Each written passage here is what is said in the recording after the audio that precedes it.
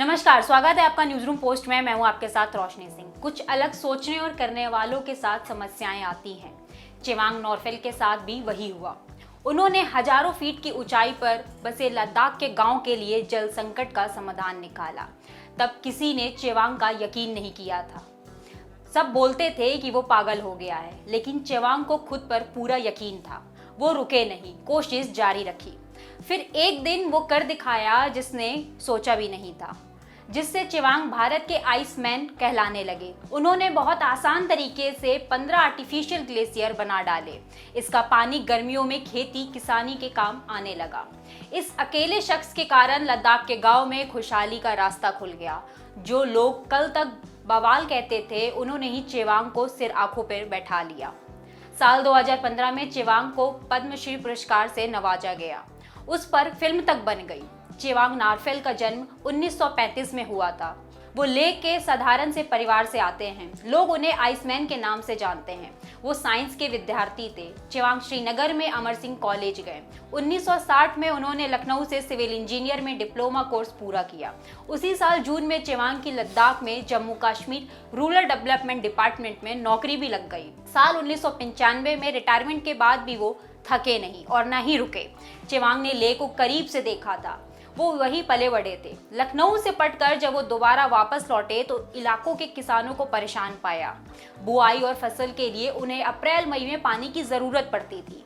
Glacier जून जुलाई में पिघलते थे। किसानों को जरूरत के समय पानी नहीं मिल पाता था। यहाँ की बड़ी आबादी खेती करती थी। नदियाँ पानी का मुख्य स्रोत है, लेकिन ये नीचे बहती थी। बहुत ऊंचाई वाले गाँवों में ये ज्यादा काम नहीं होती थी।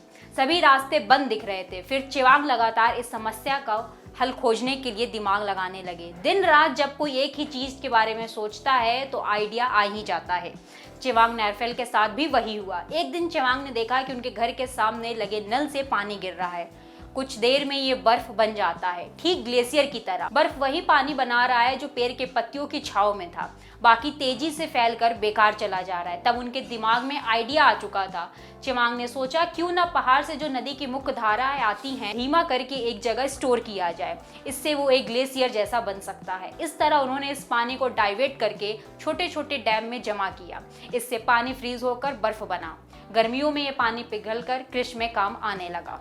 दूसरी तरह से समझे तो ये पहाड़ों पर बर्फ जमी के पिघलने वाले बहाव को रोकने का विकल्प इंतजाम है। इसके तहत नेचुरल ग्लेशियर से एक दूसरा रास्ता बनकर गांव के नजदीक बर्फ की नदी के तौर पर कंजर्व किया जाता है।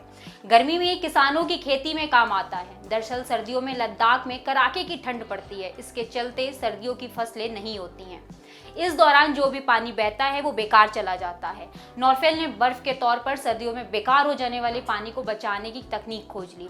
इस आर्टिफिशियल ग्लेशियर के जरिए उन्होंने किसानों को उनकी जरूरत के समय पानी दे पाना संभव बनाया। यही आइडिया लेकर चेवांग ने 15 आर्टिफिशियल ग्लेशियर बना डाले।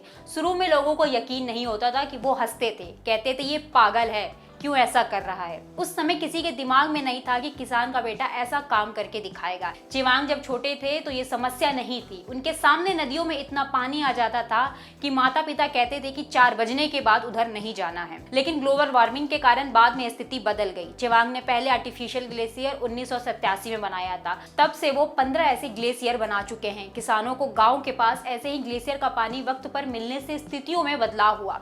फसलें वक्त से होने लगी। नॉरफेल कहते हैं कि युवा पीढ़ी को पानी की वैल्यू जानना चाहिए। जिस चीज पर यकीन हो उन्हें करना चाहिए, चाहे लोग साथ दे या ना दे, अपनी तरफ से कोशिश करनी चाहिए। चेवांग की जिंदगी पर डॉक्यूमेंट्री फिल्म मेकर आरती श्रीवास्तव ने एक शॉर्ट फिल्म भी बनाई है। इसका नाम व्हाइट नाइट है। अगर आपको हमारा वीडियो पसंद आया हो तो लाइक करें, कमेंट करें और शेयर जरूर करें। अगर आपने हमारे चैनल को सब्सक्राइब नहीं किया हो तो सब्सक्राइब करें।